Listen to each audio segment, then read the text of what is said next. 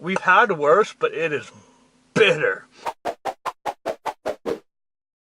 What's up, everyone? Welcome to True Food Reviews. I'm Mark. I'm Nick. And today we're looking at Chinese bitter melon.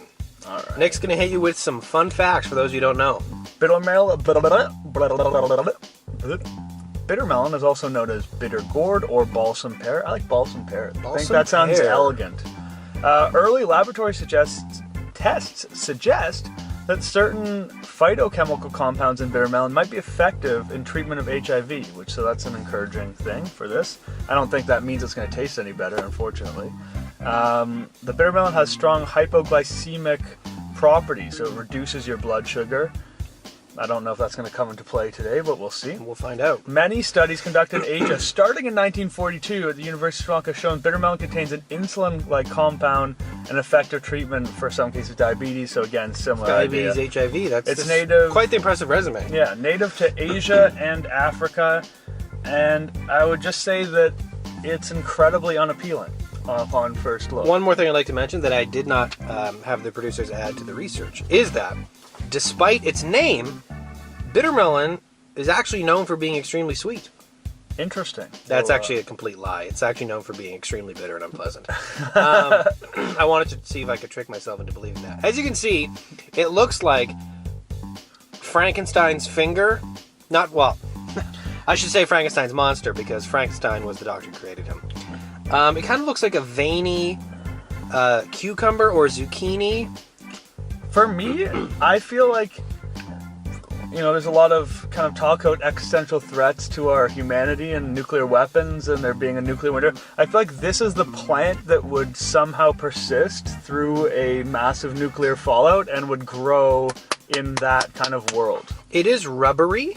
It is, it feels unnatural. In fact, it actually almost looks like diseased. Like, it almost resembles a pickle, but in order to turn a cucumber into a pickle, you basically have to soak it in chemicals.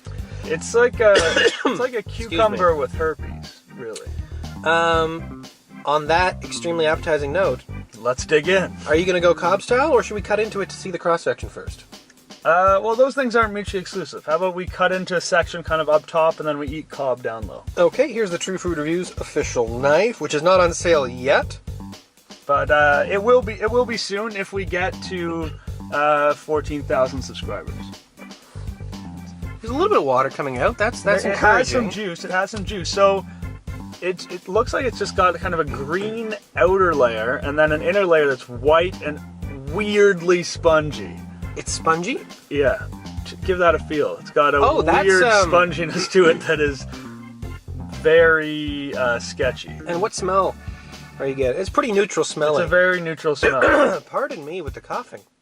Yeah, I would say everything about this is unpleasant and unappealing, but we have been proven wrong before. As we learned with starfruit, a little bit of sourness can actually be quite enjoyable. Yeah. And even with citrus fruits like lemons and limes, although too much of it is unpleasant, a small amount is actually quite enjoyable. So it's entirely possible this is going to be refreshing, that it's going to be kind of revitalizing of the spirit and of the mind, and I'm excited to try this. I think it's going to be bitter, it's going to be too dry, and the sponginess will be creepy, and it'll ultimately be terrible.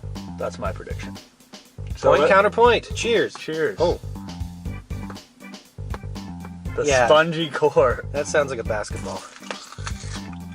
Wow, that was way softer than I thought it was going to be.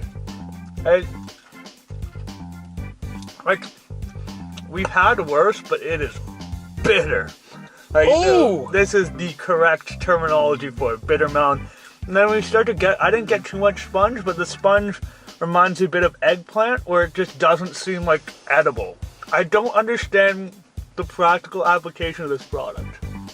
How would this improve a food experience?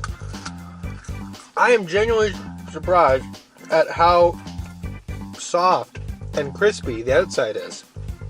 I'm going to go for like a kind of a bite, mainly the spongy part. I will say that the crispy outside is a very pleasant texture, but the flavor is just absolutely horrendous. This is a dreadful invention. Whoever decided to put this product out That just doesn't know what the people want. What are you getting in terms of the spongy center? Oh, it's bad. I've actually found a seed here as I cut into it. I'd give that a try, I would say. Just the seed? Yeah.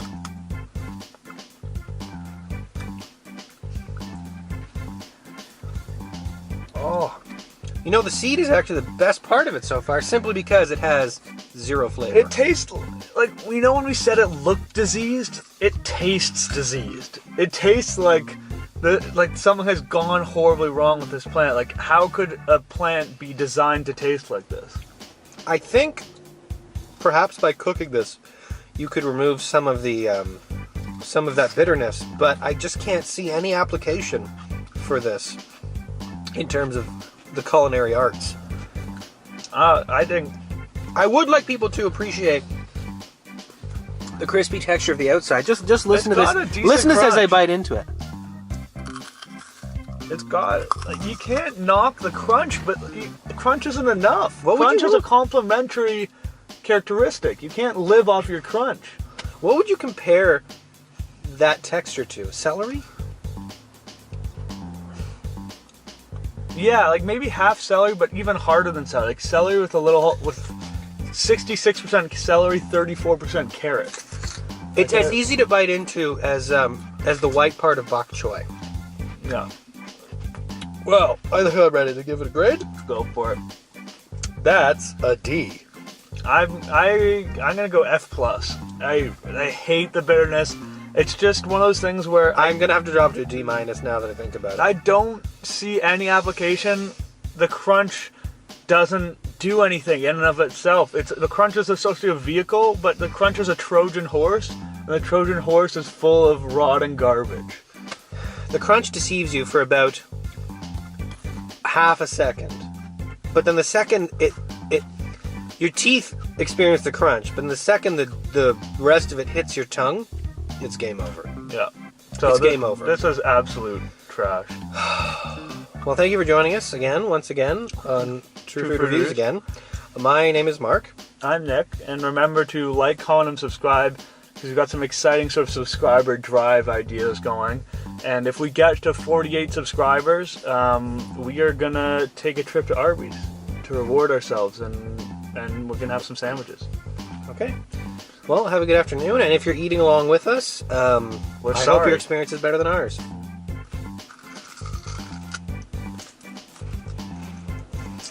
Oh, it's immediate. The badness is immediate. I don't even think we talked enough about how bad the spongy part is, too. Oh.